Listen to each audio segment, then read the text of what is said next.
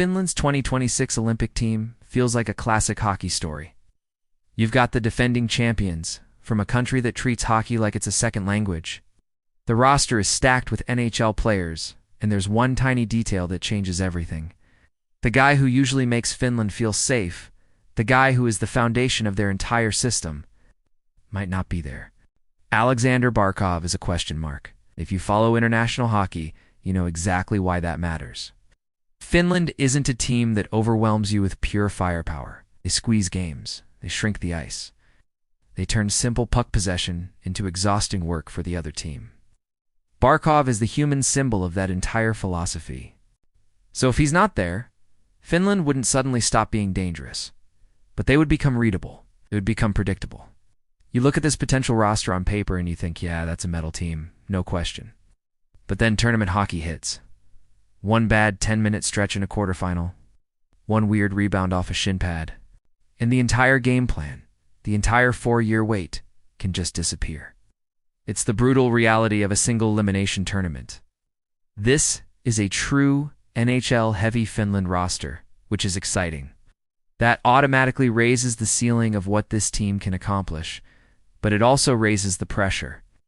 Finland isn't the sneaky underdog anymore. They're the champs. They're the team with the target on their back. The core of this team is still elite. Mikko Rantanen is the center of gravity. He's Finland's fine, I'll-do-it-myself guy. He's the one who scores in traffic. He scores on broken plays. He finds ways to solve ugly, grinding hockey when nothing else is working. Then you have Miro Heiskanen, who is the engine of the whole machine. When games get messy and chaotic, he stays clean. He moves pucks, not panic. He doesn't make the big mistake.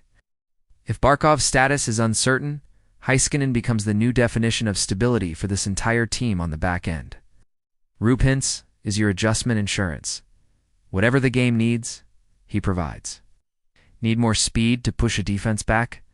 He has it. Need a forward who can handle a tough defensive matchup against another team's top line? He can do it.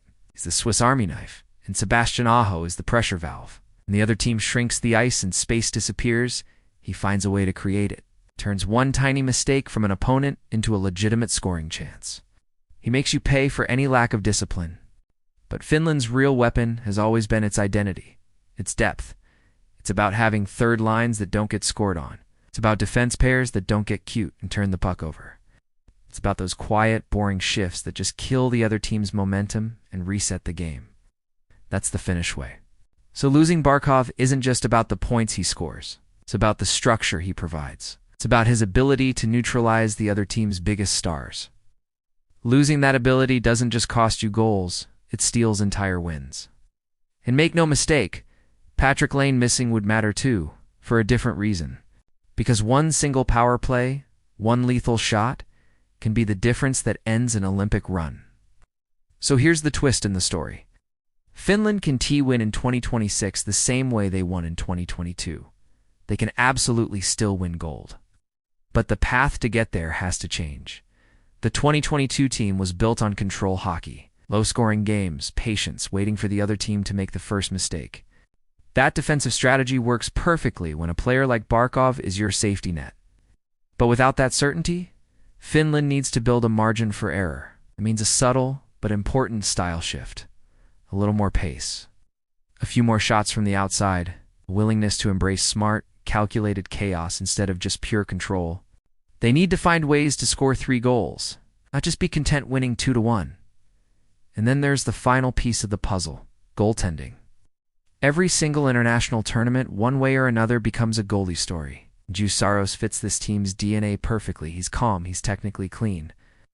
He's a goalie who is built for low event, structured hockey where he can see every shot. He's the ideal backstop for the Finnish system. So, the best version of Finland in 2026 looks like this. Rantanen sets the tone physically and finds the big goals. Heiskanen controls the breakouts and manages the game from the blue line. Aho creates those quick strike chances off turnovers, and Hintz forces those turnovers with his speed. And all the while, the depth just suffocates the opponent, shift after shift. Finland doesn't want a track meet. They want to put you on a treadmill and just wear you out. Finland is still a legitimate medal threat. On any given day, they can beat anyone in a single game elimination. But without their most important structural player, the margin for error is razor thin.